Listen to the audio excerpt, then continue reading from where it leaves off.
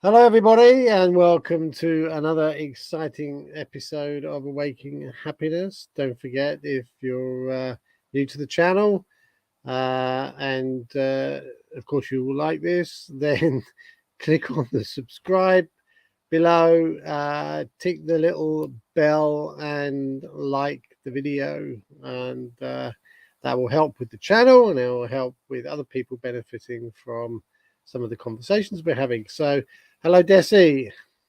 Hello, Chris. How are you doing? Good? Yeah, yeah. Things are going reasonably well. My aches and pains are disappearing. I think I've transferred them to you. Yeah, I've got some aches and pains today after all the work in the garden. So, and today's subject is Oh, today's subject is this. the The seven seven habits habits. to evolving your happiness. And of course, we're not gurus. In fact, I'm not really a big fan of gurus who set themselves up on a pedestal to teach others, whereas my preferred and our preferred method is to share some of our experience and for people to find their own way, which is the only way, really, I believe, anyway. So, uh, seven habits to evolving your happiness. There's probably more, but here's seven things to consider. So let's go through them one at a time. So, the first one is being present. What do you Well, mean by that, Chris? there's lots of ways to say this word: present, present, give someone a present, or, or what I'm relating to here is present as in the now, being in the now. And we've done another video on this. I'm sure Desi will add that to the thingies up there, as she just indicated. But basically, there's no other place where anything gets done except in the now. And of course, history is just previous nows, and future is up and coming nows. But all you've got any control over is the decision or the thought process which is happening right this moment, wherever that is. And mine's a culmination of, I don't know how many nows, millions of nows that have gone on. This is the same, mine is the age difference. And we're all the same. And, like we can't do anything about any other time except the one that we're in at this moment in time. And of course, each second is a now and it goes along and disappears. And then another now comes and another now. And when people say progress is made by putting one step in front of the other, and of course, each second is the next one after the previous one. And when people say there's no time like the present, I'd say there's no other time but the present. Mm, And the stuff that's gone, it might be useful to reflect on it, or maybe learn some lessons from it, or make sure you don't, make a mistake, or make sure you build on the progress made in the past. But it can't be changed. There's no point in focus on it, worrying about it, doing anything else except using it as a almost like an education tool. And the future haven't happened yet. And no matter what you think it's going to be, you'll be wrong. Um, it won't quite happen the way you think, because we aren't in control of the universe. No one is. It is a unfathomable amalgamation of every sentient beings now, and the universe and the weather and and just and everything. everything. Mm, You can't hope as a human being to even consider that you can predict or manage what's coming up. No point in spending a huge amount of time there, except for, like if you would like something to happen in the future and you would like to, and you could do something in the now which helps to, improve the probability, then so be it. And that vision, that imagination is a useful thing to have, just to see if you need to adjust in the now. Yeah, so this reminds me of my grandmother who used to be a massive warrior. Not like she went to war. She was somebody who would find a reason to worry about everything and anything. And for a long time in my life, I had taken on this kind of behavior as well because I didn't know any better. Mm. And when I realized that I'm actually repeating her program, it wasn't too difficult to get out of it, but I just wasn't aware. I thought everybody was doing the same. Everybody was worried like I was. And I actually heard a lady a few days ago who said, when I actually realized that not many people think like me, I was shocked. And she says that she thought that everybody has the same kind of thinking, the same kind of ideas, the same kind of view on life and on what things are like me. And she was very shocked to find out that lots of people don't think like her. Well, same here. I didn't realize I was doing the same until I figured it out, and it was quite recent actually, compared to the length of time I've been around. But Mm. yeah, the minute I realized I was doing it, I could shift it. But and that maybe brings us to the next or one of the next following um, habits to be able to observe yourself. But anyway, so being present and noticing what's going on in this moment. And if you find it difficult and like your mind drifts to the past because there is something that's still traumatic that hasn't been healed, that needs addressing too. Because you can't be present and calm in the moment unless you have your traumas addressed and healed. And it doesn't happen in one go, but it does happen in the now, in the present moment. Right. So, shall we move on to the next one, Chris? Mhm. Which is to be mindful. Yeah, so I have an interpretation of this. Of course, you can go on mindfulness courses these days. You can go on, yeah, it's almost like it was the buzzword. I don't know whether it still is the buzzword, but it was a massive buzzword over the last 10, 15 years. People teaching about mindfulness, and it stems from being in the now, because you can only be mindful in the now, because it's about being aware of your um, surroundings, really, and extending on from that. It's like living in, I see it as living in harmony with everything around you. So if you are to become a very mindful person, then you will not cause other people pain or other creatures pain, or you'll be aware of things. And it doesn't mean you step into their shoes and be empathetic and go through all the trauma that they're going through. It doesn't mean that. It means just being mindful, like bearing it in mind, and um, and And trying and to trusting operate. yourself. Yeah, Yeah. trying to operate in a way which is respectful and gives other people and creatures the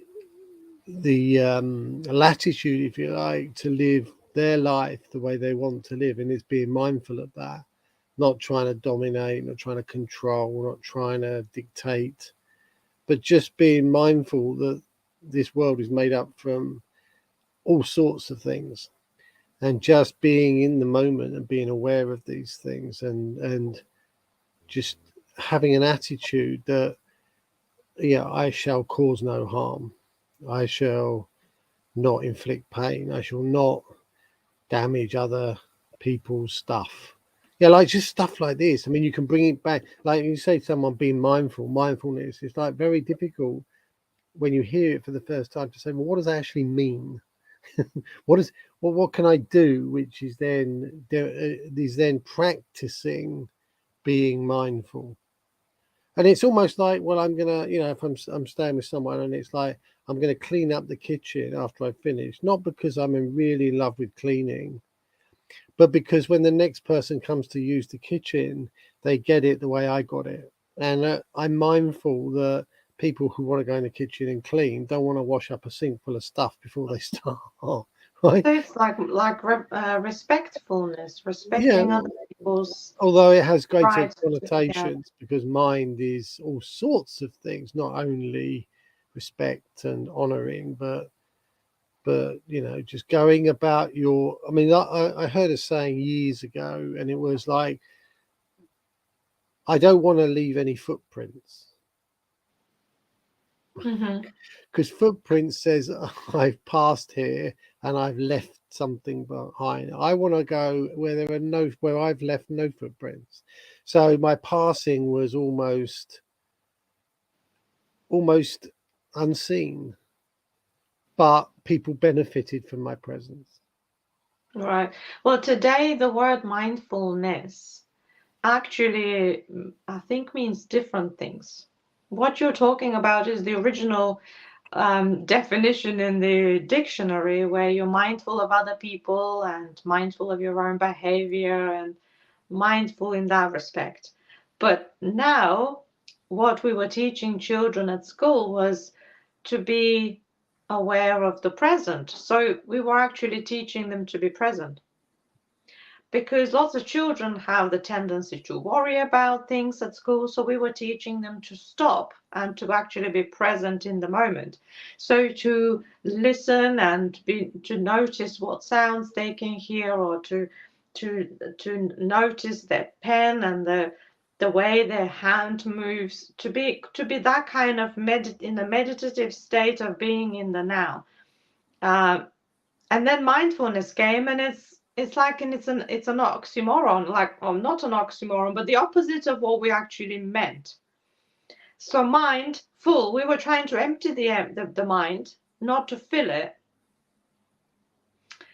So mindfulness nowadays is more like the first one, the being present, while your idea of mindful is more like you consciously working in harmony with everything around. Yeah, I mean, I think both of them, both interpretations are valid. That's why present is the first one, is because actually you can't really be mindful unless you're aware of what you're up to. Like, Yeah, probably.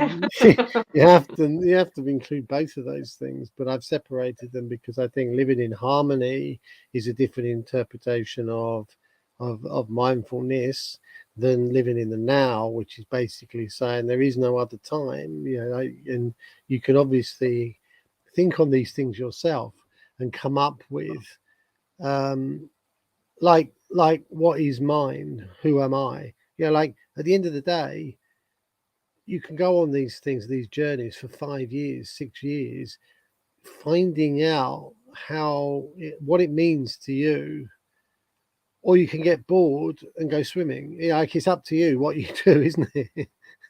It's like, these things are incredibly deep, and you can't cover it in a 40-minute video. There's no way, but you can say, consider this. Yeah, we How can it can be. open the book and see how Yeah, it can and start to work for you. and what happens is that you build on what you thought before, and then you build on that, and you build on that, and you go somewhere. Where is down to the individual, but anyway. And this brings us nicely to the next one, which is making sense of things and being reflective.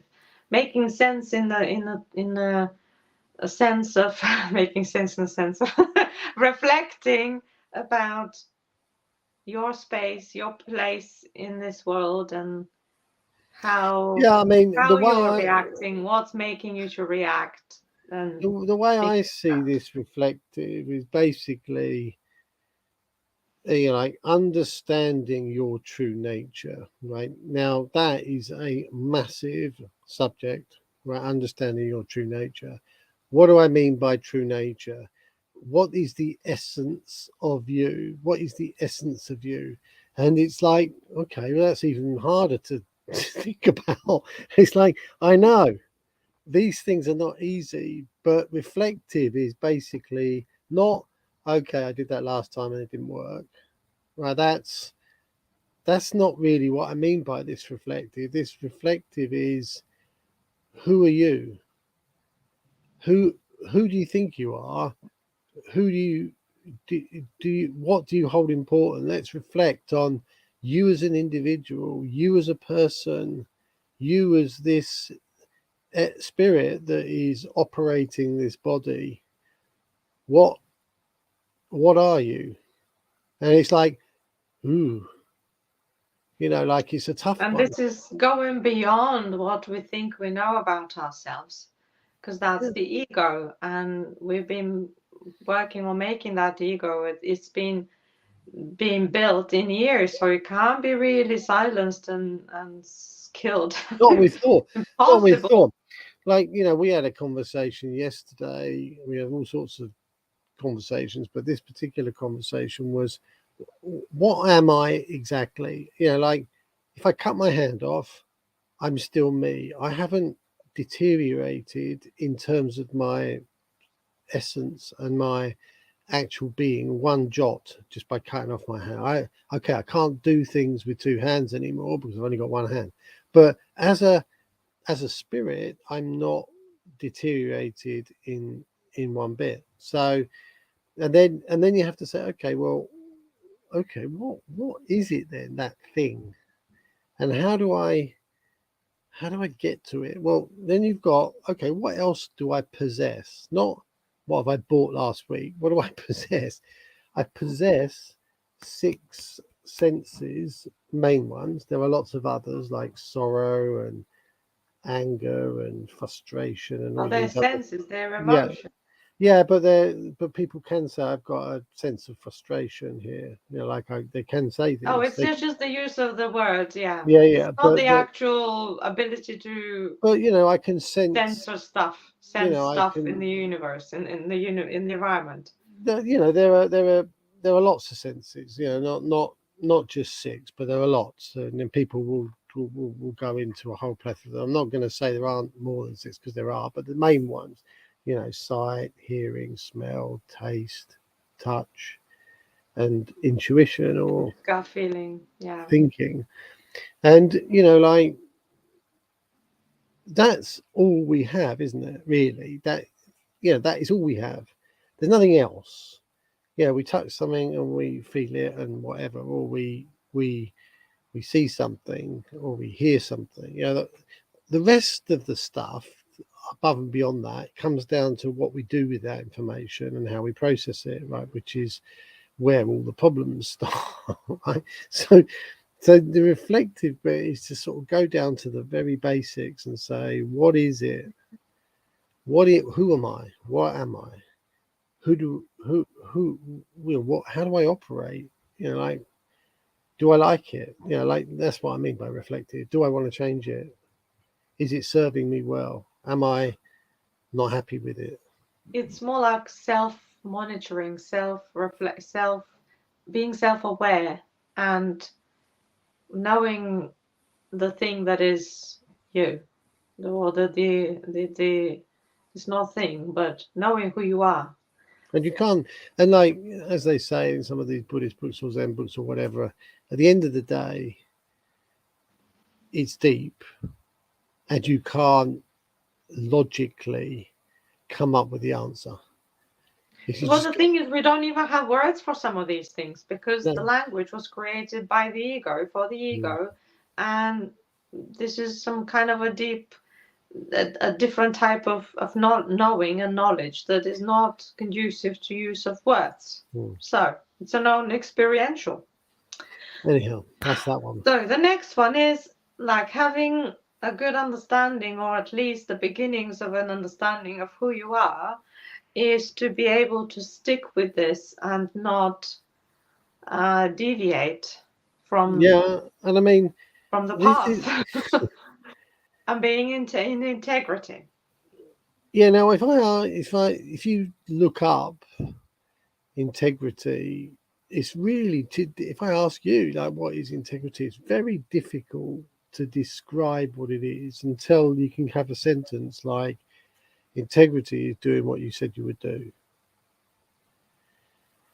Because Even when other people are not looking or expecting you to do.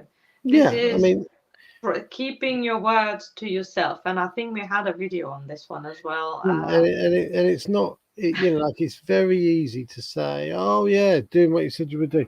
And yeah, like, and you'll be criticized. I've been criticized many times for not having integrity, and basically it's because people say, well, you said you were going to do this and you didn't do it. And the answer to that is, well, possibly I didn't do it in the time frame that was asked, or I haven't done it yet, but I intend to. There's lots of different ways of cutting this particular cloth. The problem is that no one else can basically say whether you are being having integrity or not. You know yourself. You know yourself. You know if someone's asked you something, you've said yes, I'll do that or whatever, and you don't do it. You know how that feels. Right. But it's not just about doing what you promise you're going to do, because there is also other things like bribery. Somebody has been given money in order to bend the rules of some rules, and they know that this is wrong and they shouldn't be doing this, but they still do it. This is again against their integrity, isn't it? Yeah, because they've said they're going to do something, which is protect this thing or The rules. apply by the rules, and they're not. Mm. So it all comes down to, you might not say, oh yeah, I didn't say I was going to do that, but the implication was you did, but you didn't actually say it. You did mean it. And then you've got, and it's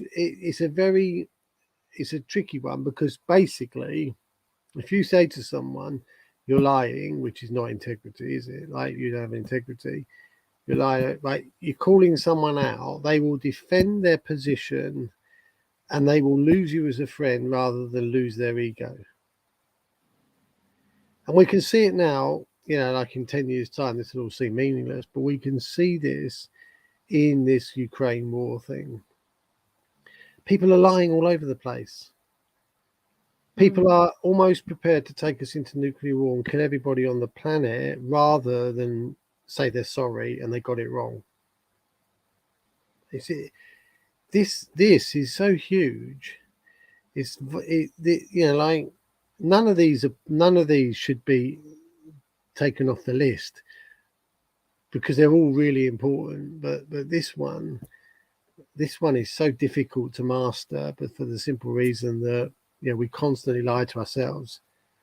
And but if we can solve it for ourselves, and this is where the reflection and the deep meditative work needs to take place, because you can transform your life by sorting some of these things out. And happiness, of course. Yeah, so it seems like politicians are the ones who are at the most risk of losing their integrity the minute they become a politician.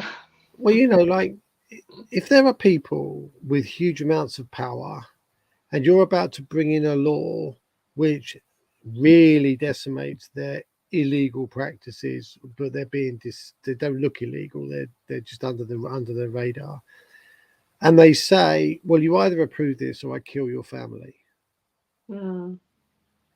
Like that, like, that's happening all the time, by the way. Or Epstein, like, if you don't abide by the rules we're stipulating, or these powerful people, then we'll just give the newspaper a picture with you in the same picture of you with this child, right? And that was just an innocent picture. You got conned when you turned up, because they basically put you in a compromising position, and now your whole life's in a mess. What was the problem? Well, you accepted the invitation because it boosted your ego. You turned up, and then all hell got let loose. It's a tough one. It's a difficult one. Like, the higher up in the popularity you get, the difficult it becomes to keep your integrity somehow. Yeah, there was a guy yesterday. He's 85 years of age, and he's just published a report on how America blew up the Nord Stream pipeline. Facts and figures. 85 years, and Hershey, I think his name is. He's probably the best reporter of all time because he's done a lot of these things. Mm-hmm. And now he's come up with this one, which has put the cat amongst the pigeons because everyone knew it was America. But why did America blow up the pipeline? Well, there are lots of reasons why they would do that. Why did they get Norway involved? Because Norway, incidentally, has got a pipeline from Norway down to Europe. Oh, that's interesting news. I didn't know that. And all sorts of stuff has been broken because of this. And now people in a difficult position. But this is integrity. This comes down to, and it's a very...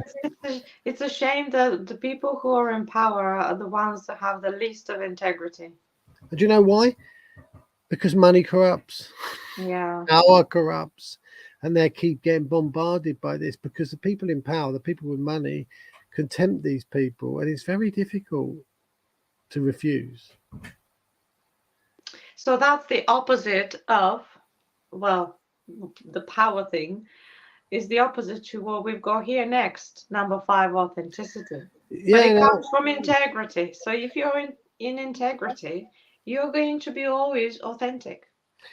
Well, authenticity is like how you work yourself as a person, right? And I like to say authenticity is when you think, you say, and when you do, and they're all in line. Like you can think one thing and do another, but in the end you'll get labeled as inauthentic, won't you? Yeah, because you might be saying integrity because you have promised to do something that you keep then. But if that is completely different to who you really want to be and you're struggling to keep that image, you're going to be labeled as inauthentic. Yeah, I mean, I'll give you an example with Link for Growth, right? And this is, and how many times people tried to persuade us otherwise, I can't count the number, right? Link for Growth is created on the basis that everyone's equal, everyone should have the same opportunity, and it shouldn't really cost too much. Everyone should be able to afford it, right? So that was the key. And so at £3 a month, everybody pretty much could have, even someone on the street could get £3 in their pot and come along to a coffee, right? The idea was nobody should be excluded from being able to have a conversation with somebody else. It's almost like breathing, right? The air's there. You don't have to pay for it. And the same is true with conversation. You shouldn't have to pay to go into a room just for the privilege of talking to the other people in the room. That was an anathema, right? Now, people then used to come along and say, well, you should have some more money, Well, why not? Because you've got a good platform here, you could raise more money. Well, what would we do with the money? More importantly, if people felt they could get an advantage over somebody else and had money, then they could pay for an advert. So the reality was, well, now you're favoring others based on some other criteria, which was not the idea of Link for Growth. Mm-hmm. Right. So basically, I refused. They said, well, what if someone came along like Ford and said, we want to pay you £1 million a year for advertising? And the answer is no. The answer is no. Because the idea, the speech, and the action mirrored it. It was the same. That's authenticity. Not to be persuaded against your principles to do something else because there's an advantage to be had. And that, I think, is a description of authenticity. What I think, what I say, what I do are in unison. Great. Thank you for that. I think I don't have anything else to add to this. I think I'm quite an authentic person, especially since I quit my job. Mm-hmm. And some people say that they don't like me saying the word quit, but I don't care because I like it. Because it meant the end for me of a lot of years of being not my authentic self. Yeah, So because there's a disconnect between what you thought, yeah, what you I said. couldn't possibly teach children that their beliefs about themselves determine their outcome. I couldn't teach them that. And I couldn't teach them other things like that they repeat the patterns of their parents. First of all, they were too young maybe to understand it anyway. But the whole system started to kind of grind in my ears and in my heart a lot. So I had to quit. Yay! Well, the whole education Excellent word. system, I love this word. I quit this job. the whole education system is inauthentic because they say they're there for the kids, and they're absolutely not there for the kids. Well, the only people who are there for the kids are the occasional teachers. Yeah, but what I'm saying is the system. But the system is not. It's The engineered. system is there to promote it as a business, and the schools are powered by the local authority and their desire to uh, be the best, have the best schools and the league Results. tables and money. That was your problem. Was you couldn't? There was no authenticity in the school Yeah. education system. Well, I said I didn't have anything to add, but I did. Right. And this is the truth. Well, like the idea here is to find out what is your truth. What is it? To go through this process. The first, like 5 things there. And what I say is that in terms of authenticity, if you think and you say and you do, and you follow that path, and you whatever you conjure up for yourself meets that criteria, then this is your truth. And it's not like there is a war in Ukraine and like Putin's a good guy and the West's the bad. This isn't a truth. This is an opinion. Right. This is about you. We don't know these people. How can No, we say anything about them? This is about you. How do you come up with your truth? And with me, I believe that everybody is a culmination of all the results and everything that's gone before. I do believe that, and that's something I hold dear. And consequently, if someone says to me, "I think differently to you," the answer is yes, very probably, because you are from a different place, different place, different parents, different upbringing, different. It's like just try and tell me something that's the same. Like that's easier than telling me like like all the other things, because everything's not the same, right? And consequently you have to work this out for yourself. Like we're going through a list of things I put together. Your list might be completely different. It might be you use this as a basis upon which to build your own system. But the idea is that you need something at the end of the day where people say at your funeral, maybe, he had integrity, he lived by a set of principles and values, and he was authentic. I didn't agree with what he said, but you can't deny that he was authentic in his belief. Mm-hmm. And at the end of the day, what more can you ask? And there's a really interesting thing is to in your mind, in a meditation, just picture a situation where you're going to a funeral and you see a lot of your friends at the same funeral. And I wonder who's died. And you walk up the center to the top, the casket's open for people to pay respect. And you look inside, and it's you. I don't want to do that. Right? No, it's you. And someone from your family, someone from your close friends, and someone who's an acquaintance are going to speak that day about you. What would you want them to say? I don't care what they say. No, but what I wouldn't be there to hear it anyway. And but the idea is what do you want to be? So that they communicate what you lived your life to be, what would you want them to say? And it's a really interesting exercise, because you get to realize that actually Well, I don't know whether this exercise comes from the ego again. I'm not sure about it. I have a bit of a confusion about this one. Maybe well, I'm I not know gonna do that. it's not what I would like them to say. Some of the things on here, he was mindful, he lived in harmony with the people around him. He didn't, I like people to say that, not because I got a big ego, but how I lived my life was how I talked about it, which is authentic. That's my Yeah. truth. That's it. Right. And guess who is responsible for all of that? Us Yeah. and only us. Yeah, Us and only us. We yeah, are and our own bosses, and we are our own responsibility buddies.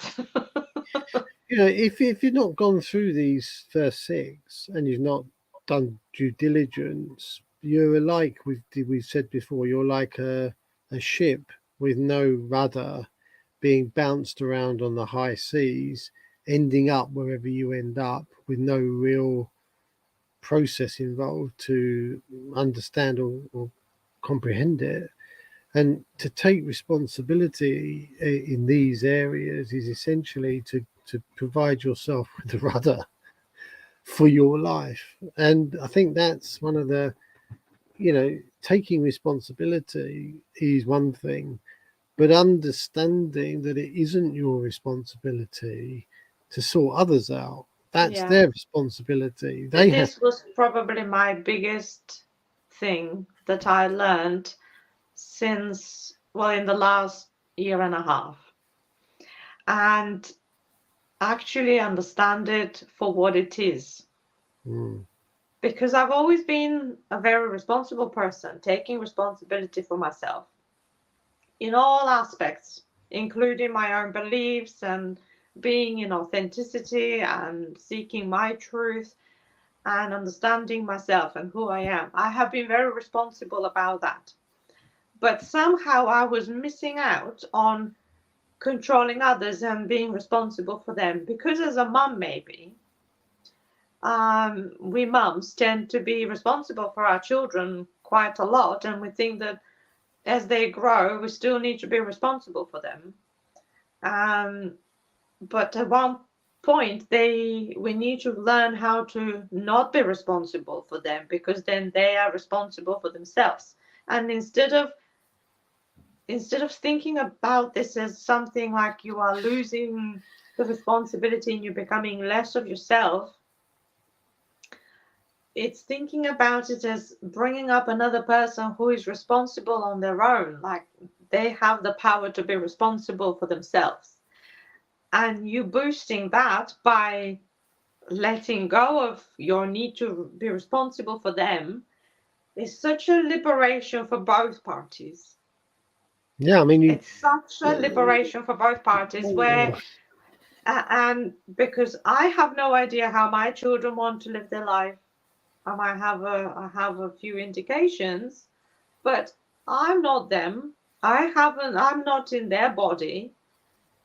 They have got now their life in front of them, and they need to live it being responsible for themselves.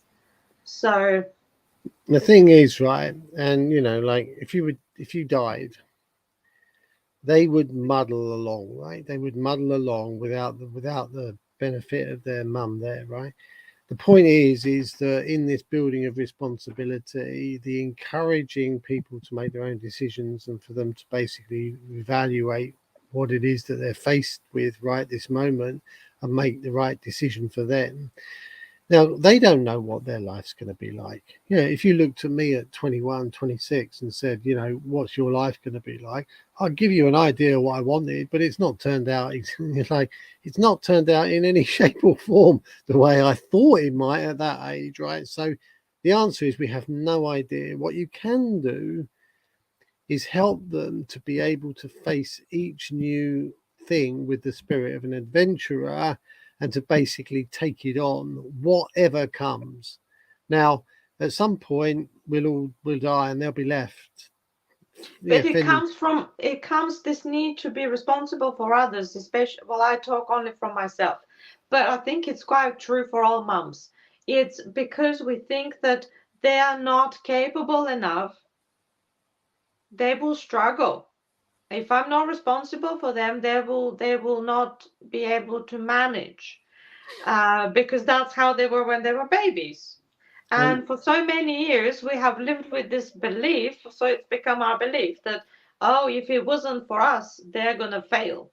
Yeah, they'll struggle without me. And what our role is to create an adult or help an adult evolve that is And it starts from the mom. It starts from the mom. It doesn't start with the kid. Okay, I'm gonna now teach you how to be responsible. No, it starts from the mom, who needs to have this belief in herself that her kids are responsible. They're capable. They can face whatever they face with the strength of survivors and warriors, or whatever belief that we want to have, and then let them do it.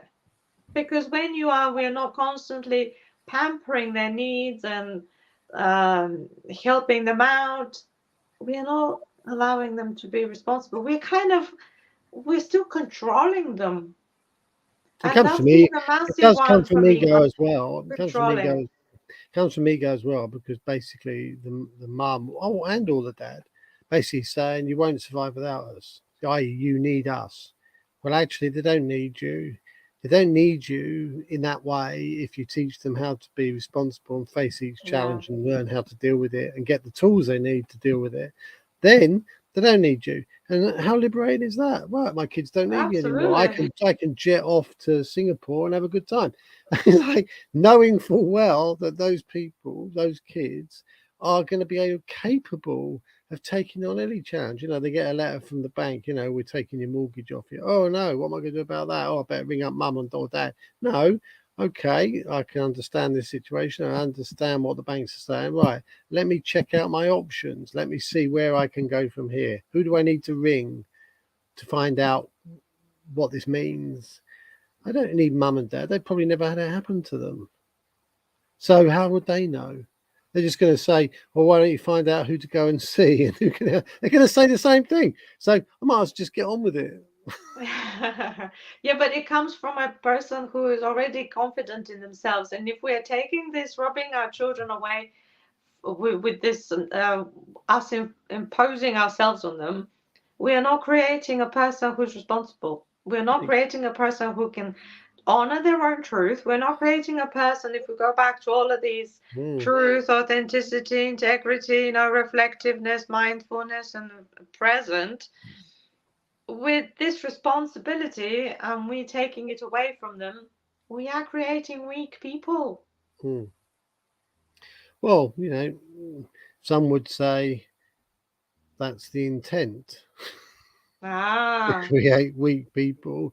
I don't want to be a conspiracy theorist, but like weak people and fearful people are easier to control than those that basically know their power, live inside their power.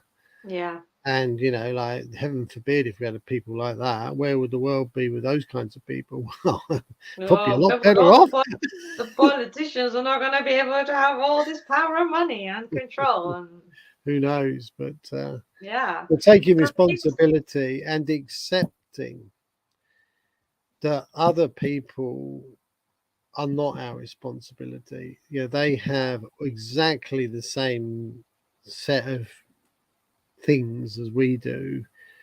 It's their responsibility to resolve those. And that doesn't mean that you don't care for your kids, by the way. It doesn't mean you don't care for your kids. In fact, you care for your kids so much, you want them to be able to survive without you, because that basically is a lead weight on everybody's legs. You don't want that. So anyway, 7 habits to evolving your happiness. That's basically it. If you, because ultimately all of these things together teach so many things. Gratitude, is another massive one. We may have a subject on gratitude at some point, but right. Well, let us know if you have any other habits, or maybe there is a practice that you do that involves all of these, or I don't know, certain meditation. Maybe I've been exploring sound healing these days. It's quite interesting as well. Apart from the other things that I constantly do with myself and others, which is Psyche. And there must be something interesting. Oh, the drawings behind me as well. They're all about all of this, especially learning about who you really are, the truth about you, being in authenticity. So there's so many ways that we can do all of this and practice them. Let us know what yours are. Looking forward to reading. Okay. And subscribe. Yeah. Subscribe, Where's my hand? like, tick the box, do everything. Right. See you on another episode. Bye. Bye for now.